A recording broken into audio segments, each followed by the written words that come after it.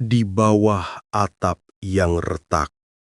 Gatot adalah pria berusia 40 tahun dengan punggung yang sekeras beton dan tangan yang kasar akibat bertahun-tahun bekerja sebagai kuli bangunan. Setiap hari, ia bertarung dengan semen dan debu di bawah terik matahari, membangun rumah bagi orang lain, sementara mimpinya sendiri terasa stagnan. Baginya, hidup adalah tentang bertahan dari satu proyek ke proyek berikutnya. Di sisi lain kota, istrinya, Mumun, menghabiskan belasan jam sehari di dalam pabrik konveksi yang bising. Suara mesin jahit adalah lagu pengantar tidurnya. Ia bekerja lembur demi mengejar target, seringkali pulang saat langit sudah gelap gulita. Kelelahan telah mencuri kemesraan dari matanya, menyisakan hanya rutinitas yang hambar antara dirinya dan Gatot. Karena Mumun selalu pulang larut, Gatot lebih banyak menghabiskan waktu di rumah bersama ibu mertuanya, Cici. Cici adalah seorang janda yang masih menyimpan sisa-sisa kecantikan masa mudanya. Di dapur yang sempit itu, Cici selalu menyediakan kopi hangat dan senyuman yang tidak lagi Gatot dapatkan dari istrinya.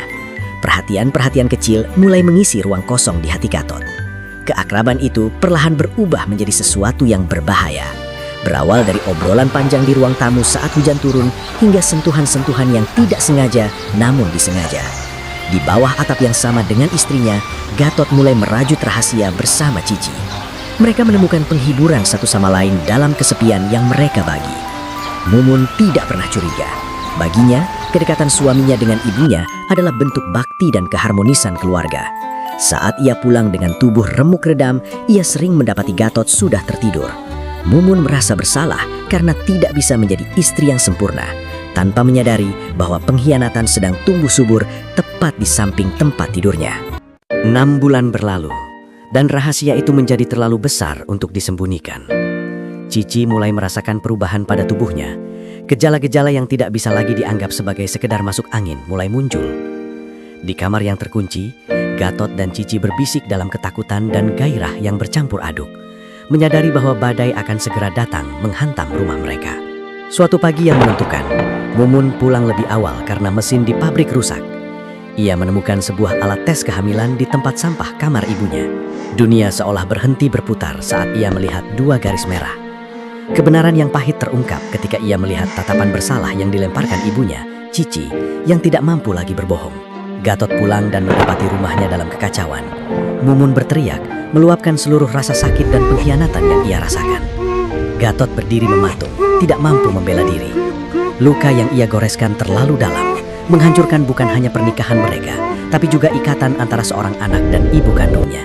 Perceraian itu berlangsung cepat dan dingin. Mumun memilih untuk pergi, membawa serta luka hati yang mungkin tidak akan pernah sembuh. Ia mengemasi pakaiannya dalam kardus-kardus, meninggalkan rumah yang kini terasa seperti penjara kenangan pahit. Ia melangkah keluar tanpa menoleh lagi, mencari sisa-sisa harga diri yang masih bisa ia selamatkan. Kini, Gatot dan Cici hidup bersama dalam keheningan yang aneh. Mereka akhirnya menikah secara sederhana, tanpa perayaan, hanya untuk melegalkan status anak yang dikandung Cici. Gatot tetap bekerja sebagai kuli, dan Cici tetap di rumah. Namun suasana di antara mereka telah berubah. Mereka mendapatkan apa yang mereka inginkan, namun dengan harga yang menghancurkan segalanya yang pernah mereka sebut sebagai keluarga.